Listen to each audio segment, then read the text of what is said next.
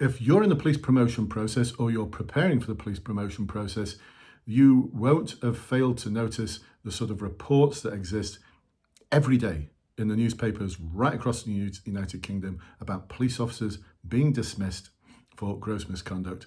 And this week has been no different. So in this video, I'm going to talk to you about a horrendous case from West Yorkshire and how this sort of case will evolve into even more questions at promotion boards about how you as a future leader will deal with these kinds of situations, or questions about how in the past you have dealt with these kind of situations. So pin your ears back, folks. This video is going to be worthwhile. This video is seriously going to be worth watching because it could make the difference between a pass or fail, because it's my belief also that some forces are setting these questions as pass or fail. If you fail this question, even though all of your other answers are awesome, you will fail the whole process overall, because this is all around the value of courage and the code of ethics. If you can't demonstrate that you can manage those on a team as a leader, then why would I promote you? All right, let's go. So for those of you who haven't watched one of those videos before, my name is Brendan from Bluelight, and over the past 31 years now, I've been saying 30 for 2 years actually, I think. Now for the past 31 years now, I've been coaching and supporting people just like you to succeed in promotion boards, in specialist interviews, and in the recruitment process.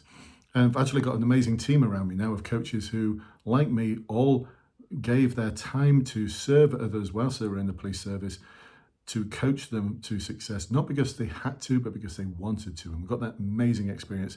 We've got over 200 years of management experience and coaching experience. These are some of the best police officers, the most honourable police officers I've ever had the pleasure of working with. Anyway, so if you'd like to find out a little bit more about the actual academy program we run, the promotion academy we run, where we give you the online material, the small group webinars, the one-to-ones, everything you need to pass, then check the links below and I'll tell you more about it after. So what's the big news?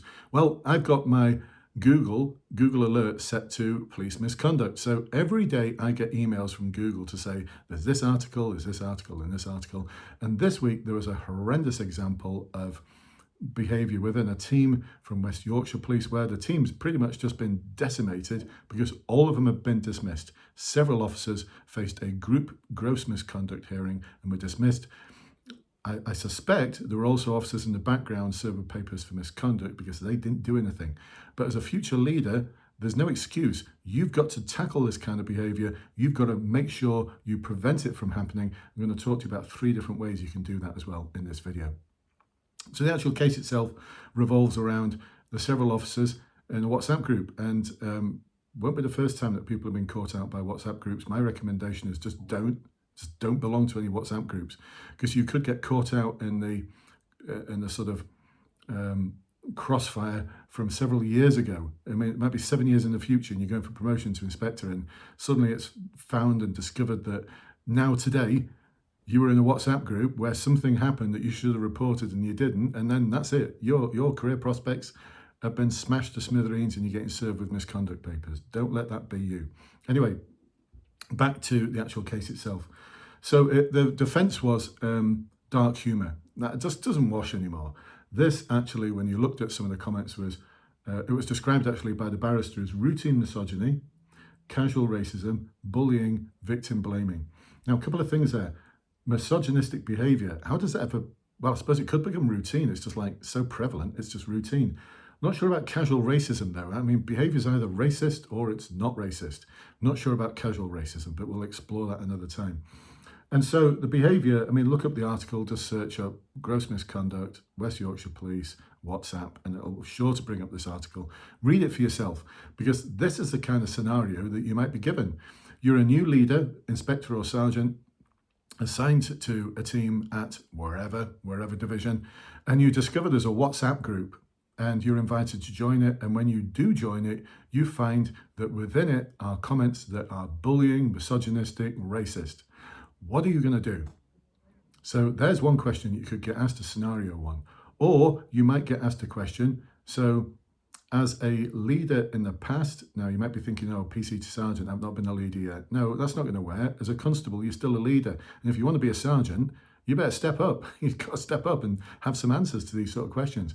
So as a leader, how in the past have you dealt with or challenged inappropriate behaviour? Or it might go into it and say inappropriate behavior, and by that we mean racist, misogynistic, or sexist behavior. They might be specific.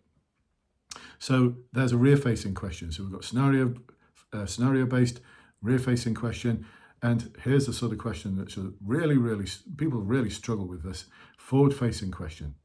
So you might be asked a question, how in the future, as a leader, are you going to set the highest of ethical standards and ensure that both you and your officers have got the courage to be able to challenge inappropriate behavior, whether it's racism, sexism, or misogynistic behavior? Right, forward-facing question, tough one. How do we answer that? First of all, we talk about why it's important, and then we talk about no more than 3 things that you would do to tackle the issue, and then we talk about the third thing, which is what is it going to result in? What's it going to result in? And so in our Promotion Academy now, we're exploring questions like this so that in your answer, when you talk about why it's important, you've got something that demonstrates you really understand the context of why this is important. And then you've got 3 really specific things, not just like, oh, I'd make sure everyone's aware of the code of ethics, I'd set standards in the PDR meetings, I would ensure that I challenge any, no, don't do the shopping list. We've got 3 things we're focusing on at the moment. Sort of things we're focusing on is use of case studies and developing the skills to be able to challenge behavior from that, because I'm quite sure majority of officers who come out of training school have had 0 training in how to actually challenge behavior which is inappropriate. So the use of case studies, this WhatsApp case would be an amazing case study. I know exactly how our clients would be utilizing this, because we're training them at the moment to be able to answer this sort of question, to develop the skills in their officers to be able to deal with this kind of issue. Second thing, the solution is always the question. So what are you doing to ask your officers questions about times in the past that they're proud of where they have challenged someone's inappropriate behavior? Now, this doesn't mean necessarily that someone's going up to PSD, being served with papers. A lot of the time, behavior can be dealt with on the team. I've done it myself. I've filled out the correct forms. It's gone to PSD. PSD weren't interested. It was dealt with on the team. Superintendent just signed it off. Fine, fantastic. But there's a lot of things that can be done to deal with behavior in its infancy. And those are the sort of things that you should be focusing on, and the way to focus on them is by asking more appreciative questions. So we focus on that as well in our webinars.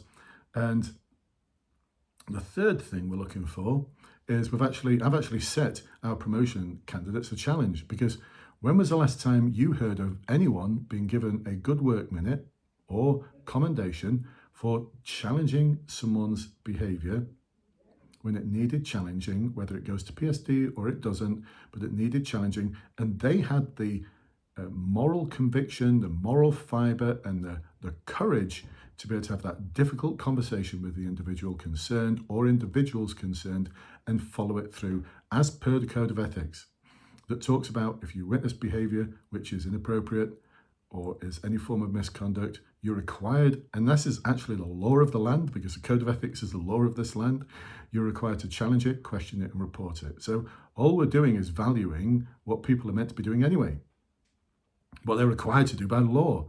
Now we can go into all sorts of tangents there, but I try and keep our clients on track because they've got 5 minutes to answer the question. So the third thing we talk about, once we've talked about those 3 things, is we talk about what this will result in. So this is like your pledge as a leader in the future.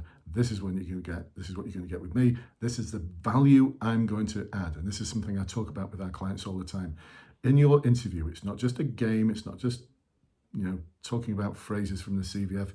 This is about you demonstrating that you can add significant value to the police service and the force that you're a part of as a future leader. If you can't do that, why should they pass you? Why should they give you the stripes or the pips or the 3 pips or the crown? So value added. So there you go, folks.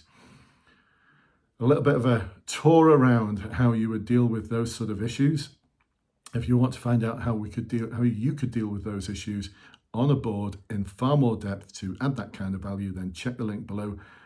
Ask about joining our academy. There's a form to complete where we'll ask you questions about where you are now, where do you want to be, and what are the barriers to getting to where you want to be. And we'll ascertain in a 45-minute to 1 hour long coaching session, whether we can actually meet your needs, whether we can actually help you achieve your dream, your vision of promotion.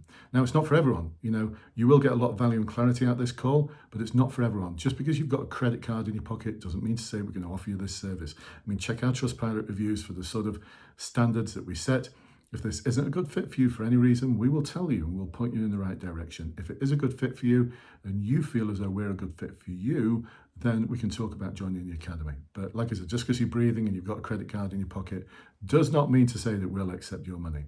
And by the way, that money, we safeguard that with a guarantee, because if you fail your board, we will keep working with you. If you fail it a second time, we will give you all of that money back. That's our cast iron guarantee. That's how good we are. So hopefully I'll see you on one of the Ask Brendan Anything webinars in the future. It's a weekly webinar where I meet with our clients and we just have a nice fireside chat. We talk about things like this. And this is the sort of thing which I guarantee as a package will support you to the pass you deserve. I look forward to speaking to you on one of those webinars. I'll catch up with you soon. Take care for now. Bye-bye for now.